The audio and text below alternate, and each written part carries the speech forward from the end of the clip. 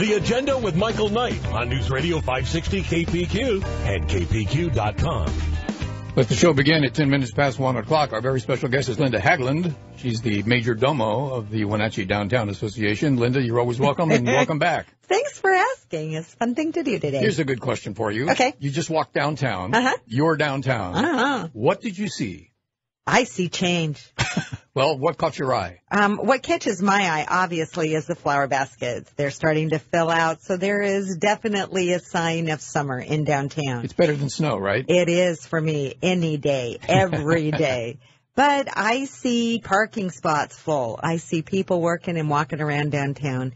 I see a great historic downtown that this community loves and embraces. That's what I see every day. Did you ever look at a store and say, no, this used to be, oh, my God, it's changed again? All the time. Wow. Because I grew up here, right? So this was my downtown that I grew up in. So that happens all the time. I can go back and talk about Woolworths, and I can talk about all those places and where they were. But that's a healthy downtown is change. A healthy community is change. And things don't stay the same. And we get new shops, and people come and people go, and people get to retire, go on in life. And that's a sign of a healthy downtown, because those spots are filling back up. People leave, people come. It's funny. Some places stay vacant for a long time. Other places just turn right over. They do. And they put a lot of money in. I'm watching the Embarcadero go in. I'm not quite certain what it's going to be. I think it's going to be a beauty spa. Super cool spa. Yeah, day spa. Maybe beyond. I don't know if they can do any work on me that would be noticeable. Well, I'll ask them. We'll find out. I got a sneak peek. It's pretty cool. I noticed, and you've probably seen it too, they're doing a lot of work on that They store. are. Yeah. And what we see, and people ask about buildings and why are they still vacant. Usually they're still vacant for a reason. Yeah. And one of a good reason that is happening right now with one particular place downtown is they want the right tenant. They don't want to just rent to anybody. They want to rent to someone who can be successful and have a business plan that can probably work. It's a lot of work to open up a business. So they're a little picky about who they lease to. We're thankful for that, because we want these businesses. It's important that they are as successful as possible, and that takes time. And so these spaces don't always rent really rapidly, but typically there's good reason for that. I never worry about it. I know there's a shortage of everything in this town when it comes to real estate. Are rents expensive for downtown, do you think? It's across the board, not typically for a historic downtown. Depends on the space. It depends on the condition of the space.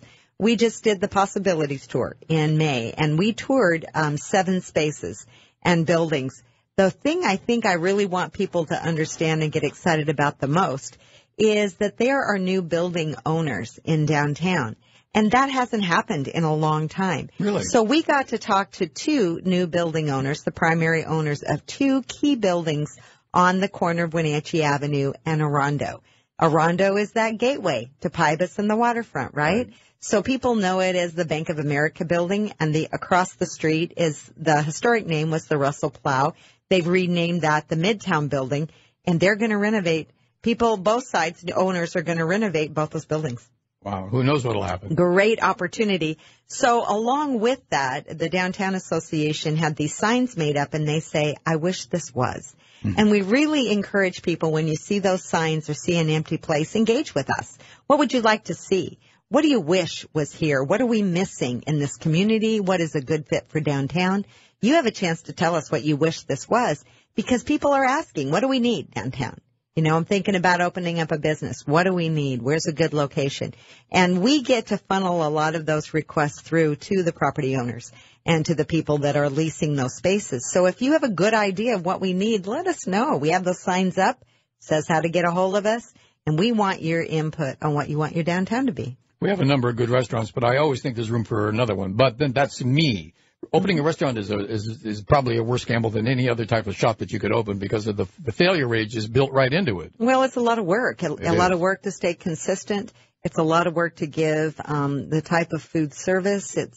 It's help. There's lots of reasons that restaurants struggle, but we're thankful that we have good restaurants that have endured and stayed in downtown. But you're right. People are always looking for new and fun restaurants, and there's places for those still in downtown. I was thinking many times in our conversations about how high tech is going to get more of a welcome here. And then I realized that I haven't been watching closely enough. A couple of people have been incubating down at Pybus. One's called Pet Hub and Subsplash, and one of them has already moved out and is taking a place in the Morris Building. It has. And so what we got to tour when we did the Possibilities Tour, one stop was at Pybus, because we know that's an extension of our downtown, right? It's just 2 blocks. So they got to show us that incubator space upstairs and what they're doing and who's going in there and how long and how the port is using that to incubate new business. That's forward thinking. And a lot of those businesses are tech driven. And so we're hearing a lot of those tech-driven opportunities. The other thing that you're going to see in our downtown in one way or another coming soon will be those shared workspace ideas. So people they want a shared workspace that is technically driven. Those opportunities are just down the road. And, of course, I never forget the figure of 180,000 square feet downtown that it's not being utilized correctly. It's about 120, I think, now. 120, down to 120. Yeah, okay, that's better news. Yeah. That's an improvement. My point being, if it were correctly wired, that would be a natural home for some of these tech places to come in there. Absolutely. There's so much potential. Now, is that up to the landlord or is that up to the tenant? Both. Yeah, so we have historic buildings, but to restore these great historic buildings is not for the faint of heart. So it really takes a property owner with vision and willing to make an investment, knowing then that return may not be an instant return on that investment. Developing those upstairs spaces are a challenge. It's happening. It's happening slow, but it's happening because that's the future, right? Downtown is upstairs. Great upstairs spaces that we get into from time to time to see. It's really fun. In fact, one space downtown they spotlighted a while back is above the GPA. They're going to renovate that for their home. The people home, live there. They're going to live Excellent. there. So living downtown is the wave of the future. And that's what people want to do. And that's what we're excited about. What will downtown look like 15, 20 years from now? Well, you see, I think businesses have certain needs that maybe homes don't need. They don't have to be wired with broadband, for instance, all the way through. In other words, you can just get a Wi-Fi and do it yourself. But the interesting thing about living downtown is it's going to change the whole atmosphere. I really like that. And the mayor's talked about changing the parking idea, too. It is. So we did a parking study. So we're looking about maybe permitted parking. So if you're going to live downtown, you probably want to park overnight. So how could that work? So they're looking about permitted parking. I'm in a building that is totally fiber. I work in a building every day where the fiber is very fast. And our internet service. So we're a hot spot in downtown, so that's all a part of being that attractive, place for tech. Now, when you started this program of Tell Us What You Want This to Be, whose idea was that? Yours? Well, my board, thankfully, about once a year sends me to a national conference where there's thousands of crazy me's there, right? That we love our downtowns and want to make it better and share ideas. And I got this idea from another community back east. And they said they use an opportunity to engage. And they put, I wish this was, and they specifically put those questionnaires out when they have big events downtown. We don't do a lot of big events that shut the street down a lot. No. They do for every time, but I thought it would be really fun for us to have that in the windows of these vacant spaces permanently until they're leased. And so we kicked that off on the Possibilities Tour, and at the end, we ended in the Savings and Loan Building. The Bank of America Building. The Bank of America Building is there on the corner of Arundel and Wenatchee Avenue that Washington Federal just moved out of, and that building will be rehabbed and repurposed. The cool thing about that building is there's double-decker parking, right? Oh, yeah. Right? Same with Midtown, across the street, double-decker. Look at the potential there, right? So as we looked and talked, we had a little bit of food and some water and had a conversation. What do you wish this was? And talked to people about how to engage. From that, has spurred a lot of interest for those property owners to talk about what renovations should happen to accommodate what needs to be in the downtown. Doesn't have to be one big thing. It could be broken up into several things, right? When you have a building that big and what could happen in that building. It's a very great old historic building, but both of them showed us their renderings of what the outside facade could look like. Mm-hmm. Totally transformational. And as you think, you're going to come down Orondo, those two key buildings on a pivotal corner as you head down to the waterfront. Excellent. Pretty cool. The downtown that I'm talking about, some of the older what people would call warehouse spaces. When do you think all those were built? Well, Morse Building's it's the second oldest brick building in town. It's over 100 years old. So a lot of these are approaching 80 to 100 years, just depending. Some of those on Columbia Street housed cold, controlled atmosphere storage. So I have a book that says about when all of these buildings were built. So that history is there to see when built them. In many cases, I know who built them and when they were built. But a lot of them will say the year, for instance, the building I was in is built in 1929. So they will say the years they were built. That was a tough year for construction. Evidently, but they built. Definitely. Somebody had a vision, right? Just like now. Yeah, it takes people with vision to make change. So lots and lots of cool buildings in downtown and old buildings that are just primed, and it takes visionaries, and I'm seeing that happening. Downtown kind of feels like we're on the edge of something big, right? Yes. It really does feel that way. Well, I was under the impression that not enough people were coming to kick the tires, or we weren't making enough of a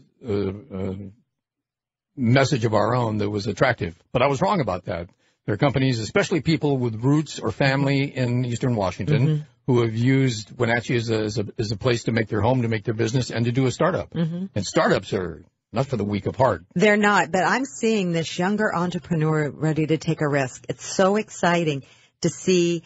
They're not afraid to try, right? So we want to have that, what we call it, an entrepreneurial ecosystem here. We want people to know that this is a place we want to help you foster your dreams. So a part of the Possibilities Tour, we were able to do a new business toolkit. And thanks to some money from the Port of Chelan County, they gave us some funding to help pay for this, the design work. But it is a handout that the property owner, because that's the first gate of entry, right? You see a sign for rent, you call the number for lease, right? So they have it to help people navigate through the process of opening a business here. So we connect you through this process to who at the city you talk to about uses and what kind of permits you're going to need and what a business license is. We also hopefully connect you to services here that can help a small business before they even get off the ground succeed. We know it's challenging. We want to break down those barriers. So we were able to launch this new business toolkit at the same time, which now we're going to have translated into Spanish and also be able to have it be downloadable. And then my hope is that we have this design that we can turn this template over to the city of East Wenatchee for them to modify, or Douglas County, or Chelan County, or Cashmere, any of these communities trying to help small business succeed, especially new small business, give them some tools to help. And thanks to the Port of Chelan County, we were able to do that work, pay for it, and now it's in a transferable document that they can alter and change for the community. I was reading today about a Guata conference coming up in July. It's going to be about women entrepreneurs. And invariably, each and every one of them felt slighted in their careers, couldn't get ahead because men were getting the jobs, found a ceiling for their salary, couldn't get more, and just said, well, damn it, I'm going to do it myself.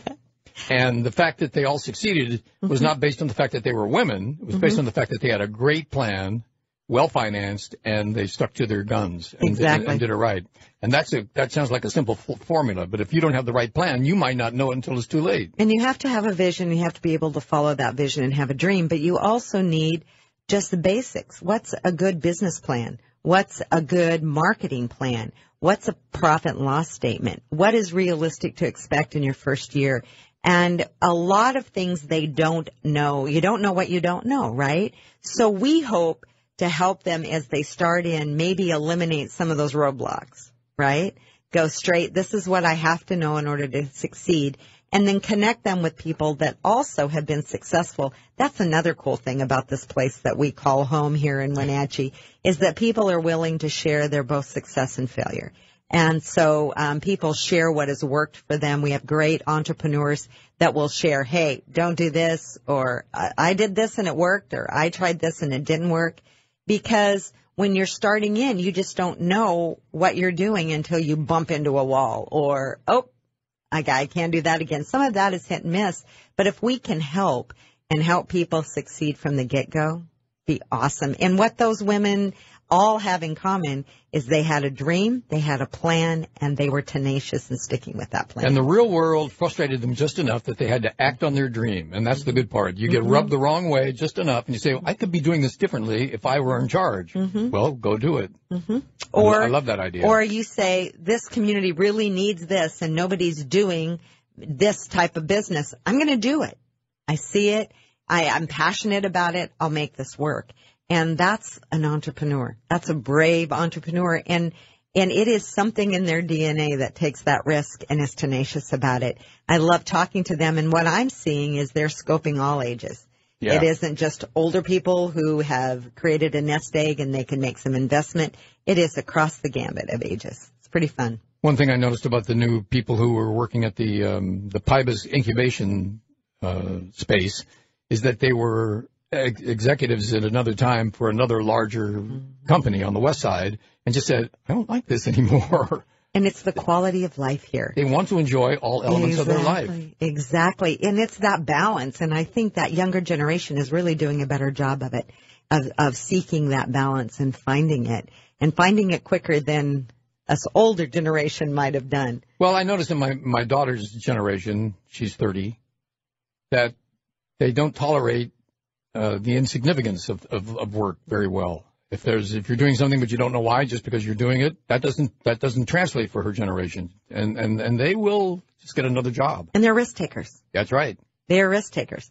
And that's really cool. So we're seeing a lot of them enter into the small business world as entrepreneurs.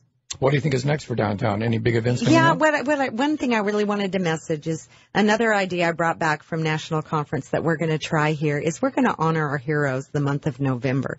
So we are asking people to submit a hero. And for example, it doesn't have to be a veteran. It could be currently serving. It could have served in Vietnam. But we're going to make banners that say our community honors our heroes.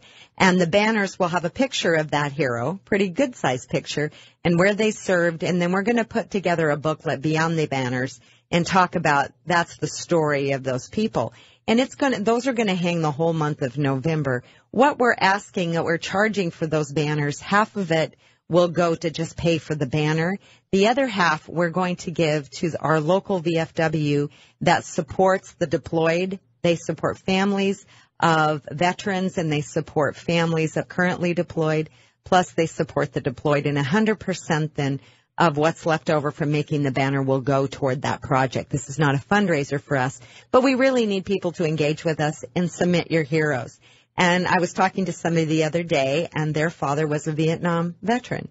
Doesn't really talk about it much. What a great time to honor those veterans that served our community, still walking the downtown today. Overdue. To see their banners. And we can sell up to 60. We can have that many banner brackets in downtown. So we're asking people, the only tough part is we need that information in August. So we're about a month and a half out from needing that because we have to get them made, submitted and made and be hung the whole month of November. What's your deadline in August? Well, we'd love to have it by August 1st. I could probably stretch it till the 15th. Well, then come back in a couple of weeks and we'll talk about this again so that people remember. And some of the people that I submitted my dad, and telling his story was super fun. Yeah, he served in World War II, and I could honor my father in his service to his country, but he was a community face that people recognized. How fun to have those hanging in our downtown the month of November. My dad was in the Navy. He had the key to the beer locker on Guam. What a great story. And you know what? He didn't want any more beer. He had so much that what he wanted was milk, so he would trade beer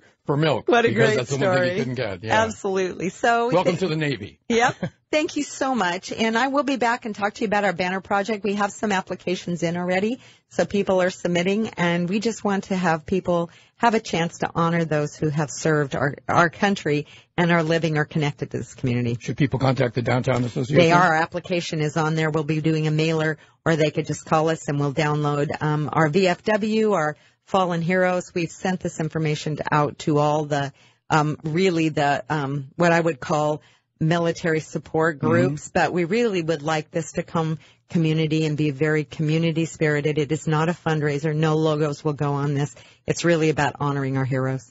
Good idea, Linda. Thank you. That's Linda Haglund. She's the Capo Tutti Capo of the Downtown Wenatchee Association, and you can call her if you want to get